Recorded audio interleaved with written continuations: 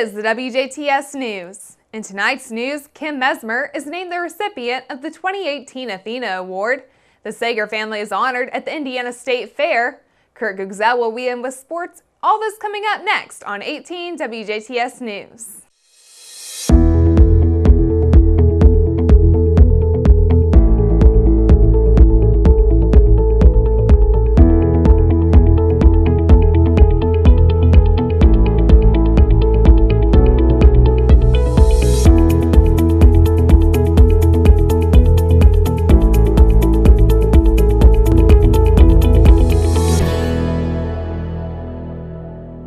Thanks for tuning in. I'm Jurnee Davis with news here on 18 WJTS. Last night, the Rotary Club of Jasper gathered together to present the 7th annual Athena International Leadership Award. Hundreds of locals poured into the Huntingburg Event Center in suspense of this year's recipient. The winner of the 2018 Athena International Award was Kim Mesmer. Mesmer is the Independent Future Executive Senior Sales Director for Mary Kay Cosmetics and chose the Crisis Connection to receive a portion of the evening's proceeds from the event. Mesmer felt honored to be selected as this year's recipient. It's very humbling. I'm honored, deeply honored, and I think that we're all called to be leaders, and we're all called to do what we can and to serve one another and to lift one another, encourage one another. And I have the privilege of doing that in my job all the time. I help women find their gifts inside and bring them out. And even if you work with lipstick and cleansing cream, you can make a difference. Mesmer had this advice for young women aspiring to become entrepreneurs. When you choose to work for yourself, you have to choose to be a self-starter. You have to decide that you're going to jump in and learn the job, and then I always love the story of the three frogs on the lily pad, and one decided he was going to jump off, and how many were left? 3. Just because you decided doesn't mean you did it. So in entrepreneurship, you decide what you're going to do, you get a plan, and then you work the plan, and you keep it that simple. It's that next step. Just as our speaker Susan was speaking about, you take the next step and the next step, and then you have success. Mesmer was chosen from a pool of 5 finalists, including Kim Lotus, Beth Seidel, Marie Patton, and Sandy Smith. All honorees were recognized as possessing qualities of a successful leader in the 21st century. Huntingburg born and raised Susan Elkington, who recently was named plant president of Toyota's Georgetown, Kentucky plant, and one of only 3 women who will oversee a Toyota production plant in the U.S., was last night's keynote speaker. Athena International is a nonprofit organization founded in 1982 that seeks to support, develop, and honor women leaders. The award focuses on individuals' traits within the Athena leadership model, including authentic self, giving back, relationships, collaboration, learning, courageous acts, fierce advocacy, and celebration and joy, along with the traditional leadership pillars such as taking risks, assertiveness, and hard work. Have you ever considered starting your own business? Don't know where to start? Current Blend, the Ferdinand Chamber of Commerce, and the Huntingburg Chamber of Commerce are co-hosting a 6-part series to help you out. Start Here, Business Development Your Way, wraps up on Tuesday, August 21st at 6 p.m. at Current Blend, located at 307 East 4th Street in Huntingburg. The session is titled The Story of My Business, and 5 local business owners will be there to speak. Representatives from Gelhausen Flowers and Gifts, the Art Factory, SIC, Ferdinand Processing, and Millhouse Venue 1408 will recount the journey of their own businesses. Attendees will hear firsthand about what they might encounter on their own entrepreneurial pursuits. Anyone is welcome to attend, regardless of prior participation. An RSVP is requested but not required. You can send that to the Huntingburg Chamber at gmail.com or call them at phone by 812-683-5699.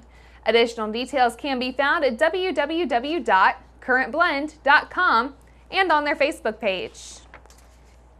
Investigators with the Indiana State Police Drug Enforcement Section and the Greene County Drug Task Force arrested 10 people on drug warrants Wednesday night as a result of a 4-month-long drug investigation in the Greene and Sullivan County area. 35-year-old Adam DeCourcy of Edwardsport was arrested on a probation revocation warrant for felony possession of a syringe. 45-year-old Starla Kendall of Lyons, 48-year-old Travis Lawson of Linton, 36-year-old Stacy May of Jasonville, 34-year-old Ryan Reynolds of Linton, and 43-year-old Kevin Eberhard of Sullivan, as well as 25-year-old Chase Cooksey of Duggar, and 33-year-old Richard Taft of Carlisle, were all arrested for conspiracy to commit dealing in methamphetamine. Meanwhile, 54-year-old David Collins of Linton was arrested on a Greene County warrant for dealing in methamphetamine. And 36-year-old Lacey Bond of Carlisle was arrested for dealing methamphetamine and theft. All are currently being held in the Sullivan County Jail, except for David Collins and Ryan Reynolds, who are currently in the Greene County Jail. Assisting Indiana State Police and the Greene County Drug Task Force was the trooper with the Indiana State Police Putnamville District, the U.S. Marshal's Office, and the Sullivan County Sheriff's Office, Sullivan County Prosecutor's Office, and the Greene County Prosecutor's Office.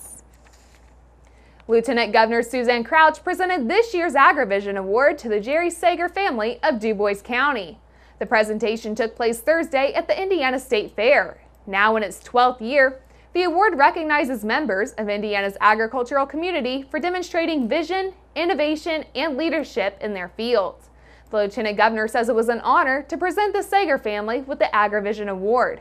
She says their vision has shaped the foundation of this great industry, and not just statewide, but also nationally and globally. She added that we would not be where we are today without their leadership. Jerry Sager started the family farm in the 1950s, buying out his father's feed mill in southwestern Indiana. His vision was to create a feed business for chickens and turkeys, which later evolved into owning those flocks, as well as the eggs that they produced.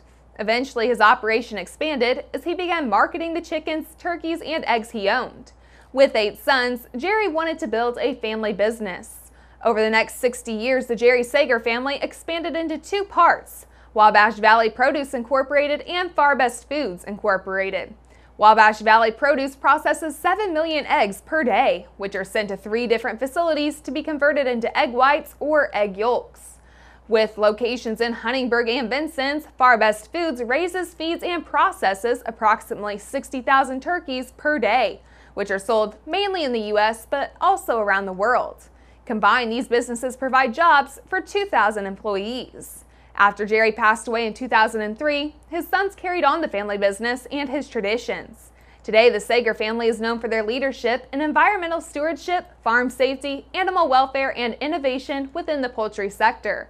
They are also active members of their communities and support Indiana farmers by sourcing their grain locally. ISDA Director Bruce Kedler says Indiana's agricultural strength comes from the values, ingenuity, and perseverance of Hoosiers. He says these recipients have dedicated their lives to moving the industry forward and supporting their communities, and does say that it was a privilege to honor this legacy. For more information about the AgriVision Award, you can visit www.isda.in.gov.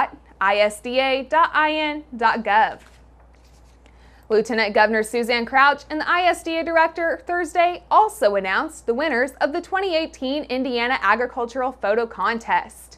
Among the winners in the overall category was All In by Sean Brescher of Jasper. The winning photographs will be displayed in the offices of the Lieutenant Governor's family of business in Indianapolis. The winning photos were chosen from hundreds of entries in the following 4 categories: agritourism, conservation, basis of agriculture, and on the farm. 2 winners were selected from each category, along with 2 winners overall. To be considered, the photo had to be taken in the state by an Indiana resident. They were evaluated based on several elements of photography and how well they characterized their respective category. The private company running most of Indiana's lottery operations has generated a record profit this past year, but still falls short of its initial goal. Hoosier Lottery officials announced this week that the lottery has transferred $306 million to state coffers for the recently ended fiscal year. That's about $6 million more than the minimum required under the state's lottery contract with IGT Indiana to avoid paying a shortfall. Exceeding the $300 million incentive net income threshold also earned IGT Indiana its first incentive payment under their 15-year contract. The company was paid $9.1 million. But the record-setting profit still wasn't enough to meet IGT Indiana's initial target of bringing in $410 million by the end of June. Lottery proceeds go towards police and firefighters' pensions and reducing auto excise taxes. Indiana's Democratic U.S. Senator says he has not yet made up his mind about President Trump's latest Supreme Court nominee. Senator Joe Donnelly on Wednesday met with Judge Brett Kavanaugh, but did not say if he would support Kavanaugh's nomination.